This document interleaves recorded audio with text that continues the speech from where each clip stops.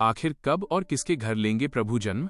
क्या आज का विज्ञान उस शंभल ग्राम को खोज पाया है? सत्य कल्पना से भी अधिक भयंकर और रोमांचक है। अपने हृदय की धड़कनों को थाम लीजिए, क्योंकि आज हम उस भविष्य के गर्भ में झांकने जा रहे हैं जो आपके रोंगटे खड़े कर देगा। भाग 1। अवतार की पृष्ठभूमि और दिव्य जन्म। मंगलाचरण। यदा यदा हि धर्मस्य ग्लानिर्भवति भारत अभ्युत्थानम धर्मस्य तदात्मानं सृजाम्यहम्। हे अर्जुन, जब जब इस धराधाम पर धर्म की हानि होती है और अधर्म का बोलबाला होता है, तब तब मैं परमेश्वर स्वयं को सृजित करता हूँ, अर्थात अवतार लेता हूँ। द्वापर में श्री कृष्ण के रूप में जो वचन प्रभु ने दिया था, अब कलयुग के अंत में कल की रूप में वो वचन पूर्ण होने जा रहा है। 1। कलयुग का अंधकार और अवतार की आवश्यकता।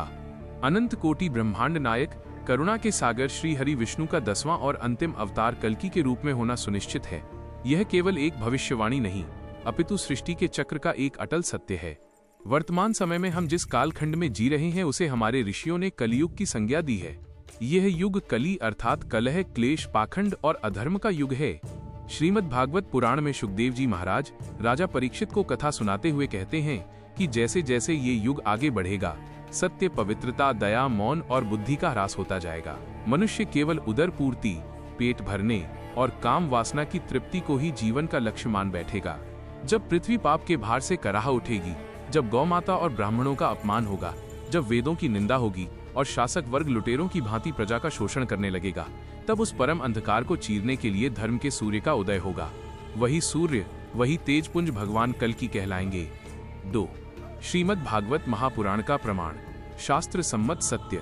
भक्तजन, भगवान के जन्म के विषय में अनेकों भ्रांतियां हैं, किंतु हमें केवल वेद पुराणों के प्रामाणिक वचनों पर ही विश्वास करना चाहिए।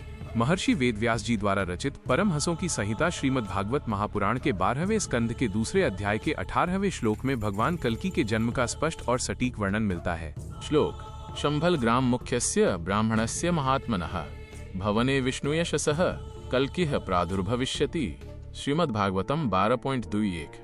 भावार्थ। शंभल नामक ग्राम में जो महात्माओं और ब्राह्मणों का मुख्य स्थान है, वहाँ के एक प्रमुख ब्राह्मण जिनका नाम विष्णु यश होगा, उनके घर भवन में भगवान कल्कि प्रादुर्भूत प्रकट होंगे।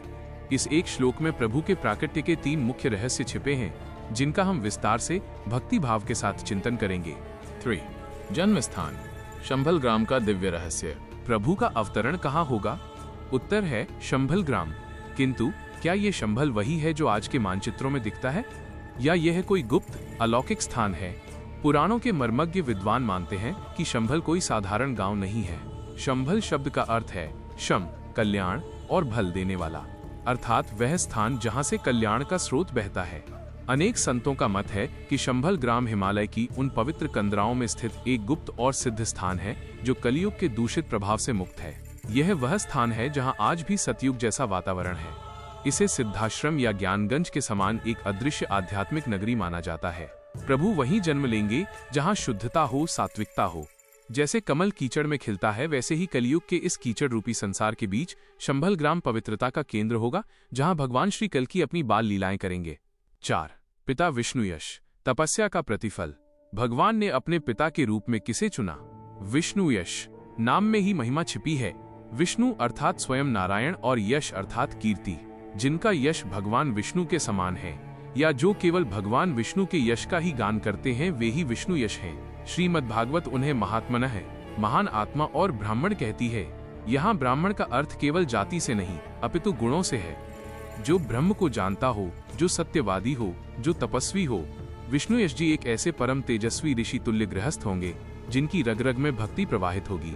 उनकी कठोर तपस्या और निष्काम भक्ति से प्रसन्न होकर त्रिभुवन के स्वामी उन्हें पिता कहकर पुकारने का सुख प्रदान करेंगे। कल्पना कीजिए उस क्षण की जब स्वयं सृष्टि के रचयिता एक नन्हे बालक के रूप में विष्णुयश जी की गोद में खेलेंगे। यह उनके पूर्व जन्मों के पुण्य का ही फल होगा। माता सुमति वात्सल्य की प्रतिमूर्ति। यद्यपि इस श्लोक में माता का नाम प्रत्यक्ष नहीं है, किंतु कल्कि पुराण में माता का नाम सुमति वर्णित है। सुमति का अर्थ है सुंदर और पवित्र बुद्धि। भगवान कभी भी कुबुद्धि या मलिन मन में निवास नहीं करते, वे केवल सुमति में ही प्रकट होते हैं। माता सुमति साक्षात वात्सल्य और करुणा की मूर्ति होंगी। जैसे त्रेता में माता कौशल्या और द्वापर में माता यशोदा देव की थी, वैसे ही कलियुग के अंत में माता सुमति का भाग्य जागेगा। वे त्रिलोकी नाथ को लोरी सुनाएंगी, उन्हें माखन खिलाएंगी और उनकी बाल सुलभ क्रीड़ाओं को देखकर निहाल होंगी।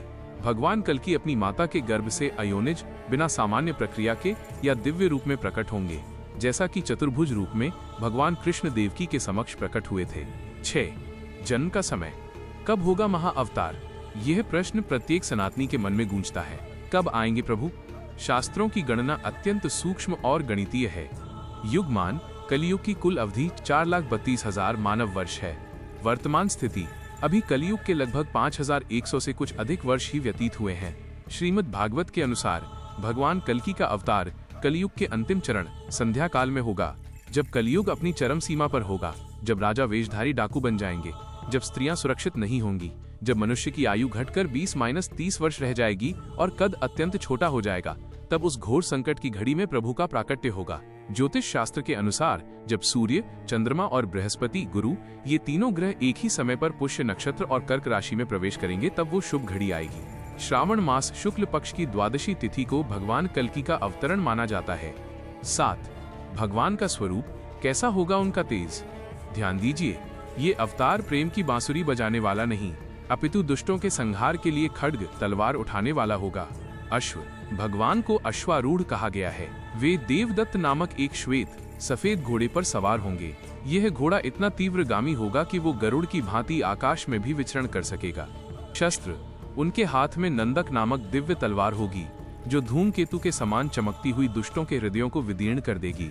कांति, उनका वर्ण मेघ वर्ण नीला श्याम होगा, किंतु उनका तेज करोड़ों सूर्यों के समान होगा, जिसे पापी लोग सहन नहीं कर पाएंगे।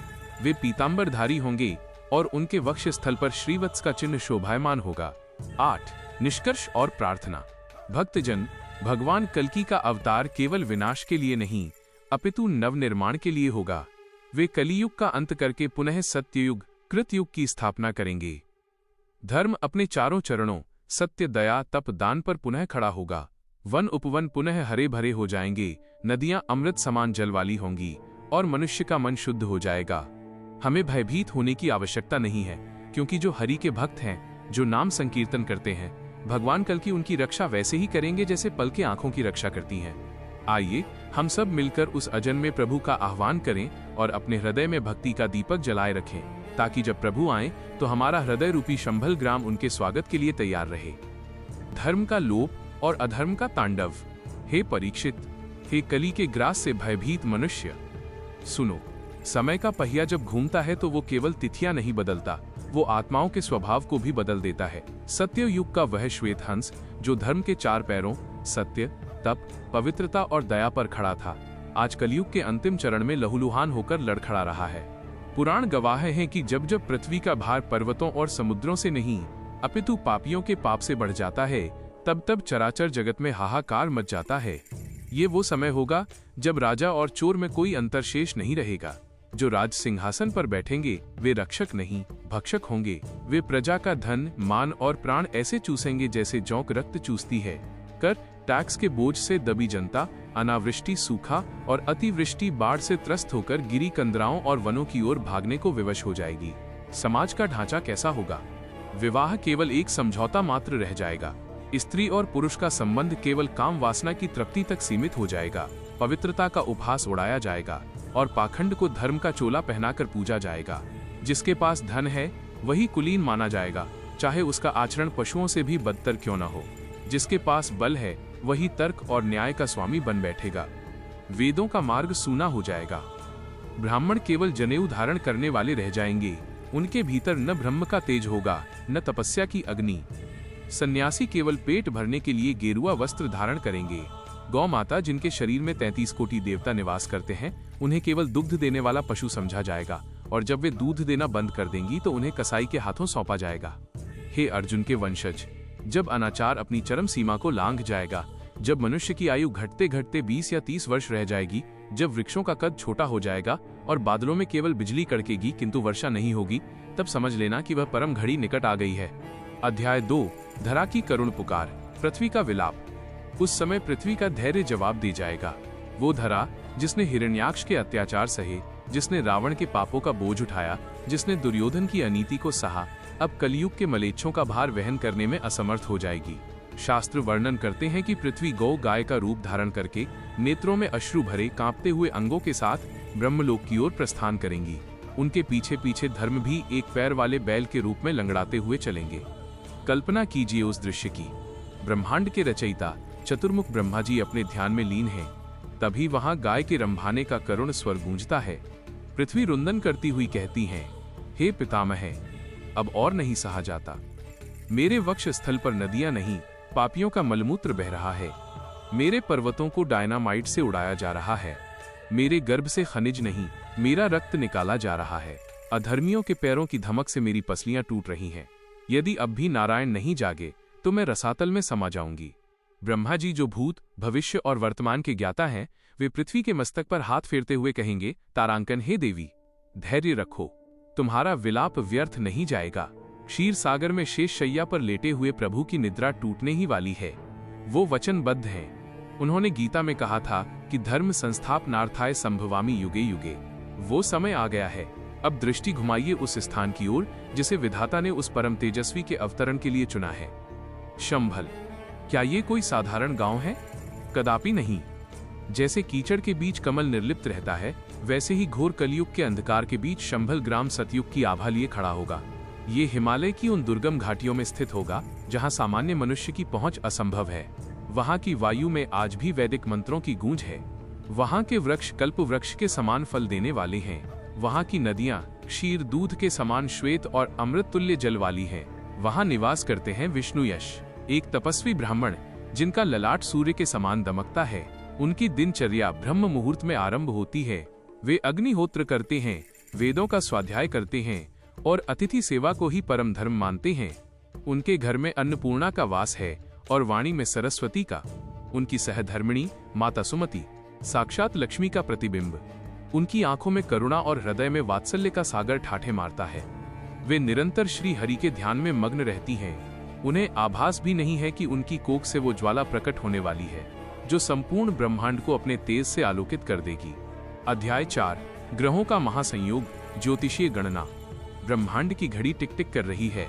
नक्षत्र अपनी चाल बदल रहे हैं। ज्योतिष शास्त्र की गणनाओं के अनुसार वो अद्भुत क्षण निकट आ रहा है। श्रावण मास, शुक्ल पक्ष, द्वादशी तिथि। आकाश मंडल में एक अभूतपूर्व घटना घटने वाली है।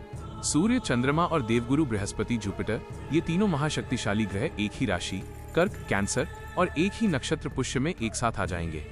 ये कोई सामान्य खगोलीय घटना नहीं होगी। इस योग के बनते ही तीनों लोकों में शंखनाद गूंज उठेंगे। पाताल में छिपे हुए नाग कुल बुलाने लगेंगे।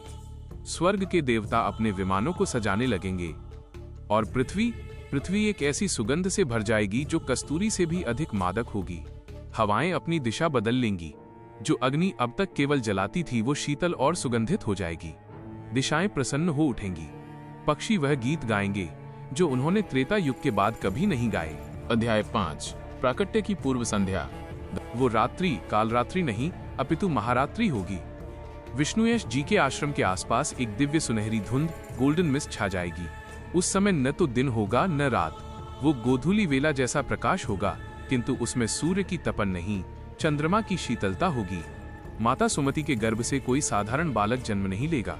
शास्त्रों का मत है कि भगवान कल की अयोनिज होंगे, अर्थात वे सामान्य गर्भाधान प्रक्रिया से नहीं अपितु दिव्य रूप में प्रकट होंगे, जैसे भगवान श्री राम और श्री कृष्ण प्रकट हुए थे। अचानक विष्णुयश जी के भवन में एक तीव्र प्रकाश पुंज प्रस्फुटित होगा। वो प्रकाश इतना तीव्र होगा कि यदि कोई पापी उसे देख ले तो उसके नेत्र ज्योतिहीन हो जाएंगे, किंतु भक्तों के लिए वह प्रकाश माता के आंचल जैसा सुखद होगा। उस प्रकाश के मध्य से प्रकट होंगे भगवान श्री कल की।